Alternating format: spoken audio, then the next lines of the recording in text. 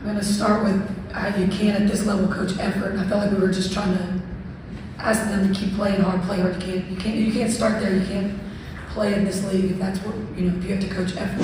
That was Indiana Fever's coach, Christie Side, throwing her team under the bus for showing a lack of defensive effort against the Connecticut Sun last month. I mean, this was coming from the same coach who led her team to a 0-5 record to start the season while winning just 3 games in their first 12. Then on the very next game, she just quit on her team, saying that she simply couldn't teach effort. People across social media and Reddit have been clamoring for Sides to step aside as the Fever's head coach the moment she said that, because not only is she claiming zero responsibility whenever they lose, but also there's some growing concern about her questionable decision making, especially with what happened to Celeste Taylor recently. See, in the last 3 seasons, defense has always been the Fever's biggest problem, which was why they selected Celeste Taylor as their 15th overall pick in this year's draft. Now, for those people who have no idea who this girl is, Taylor was a defensive menace back in college, winning Big Ten and ACC Defensive Player of the Year in back-to-back years while averaging 2 steals a ball game. It looks like all the defensive problems of the Fever are finally solved, or at least would not be as bad as before, with the arrival of Taylor. However, here's the thing. In her first 5 games in the WNBA, Sides only played her for about 15 minutes, and right after that, the Fever just dumped her like a piece of garbage out of nowhere. I mean, Sides goes in front of the media, criticizes her team for not playing hard enough on D, while she was the one who waived arguably the best defender in this year's draft, is just absolutely crazy. Anyway, that was not the first time that Sides was caught dodging bullets during post-game interviews, because if it's not about the lack of effort, she would always find a lousy excuse to justify her team's poor performance. We decided to go to work on the defensive end of the floor, more at practice, and that's kind of the issue. We don't have any practice time to go fix this right now, so we've just got to figure out, we just have to get better. I mean, listen, we talking about practice. Practice? We're talking about practice, man. So from talking about her team's lackluster effort on the defensive end to saying that they don't have enough practice time, all I can say is that with all those ridiculous excuses she came up with, things are not looking good for Coach Christie, coming from all sides. And it couldn't get any worse for her, especially with the way she coached her team, leading to an embarrassing loss against the Dallas Wings right before the All-Star break. I mean, to summarize what happened in that game, here's the perfect play that captured it all. See, right off a made basket, Caitlin threw an incredible touchdown pass to Katie Lou, who was sneaking behind the defense on the other end, except it didn't count, cause Sides called a timeout and denied her own team an easy basket. As you can see, Caitlin was so visibly frustrated with that loss, and who wouldn't be? I mean, she finished the night with 24 points and set a new WNBA record with 19 assists. Meanwhile, her partner in the front court, Aaliyah Boston, scored a career-high 28 points on 11 of 14 shooting, but somehow, some way, they found themselves losing by 8 points against the worst team in the WNBA right now. Throws it up at the bucket! Clearly, Caitlin has done her fair share of the heavy lifting, especially on the offensive end. But when Sides was asked what could Caitlin do more in order to help the team, here's her swift response. Yeah, Caitlin Clark needs to shoot at minimum 15 shots a game for us. I mean, she's got to get shots. We've got to do a better job of setting her up and setting some really good screens for her to get her open. I mean, while that sounds like a good strategy, stats show that Caitlin shooting the ball more doesn't translate to more wins, as they've just won 4 out of 6 games when Caitlin attempts 15 shots or more.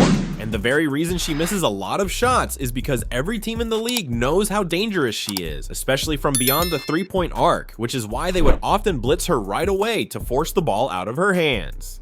The good thing though is that Caitlin is pretty much aware of this, and as we've seen this season so far, she had a bunch of games where she thrived by feeding her teammates more while taking the role of a playmaker. And to react to what Sides said about her in terms of taking more shots, here's Caitlin swiping back at her coach, saying, when you're getting doubled on the ball screen, like, always going to give it up, because that should create an advantage for us 4-on-3, attacking the basket. But I mean, I could definitely be a little bit more aggressive to the basket, but I think I'm just going to try to take what the defense gives me and try to set my teammates up for success too.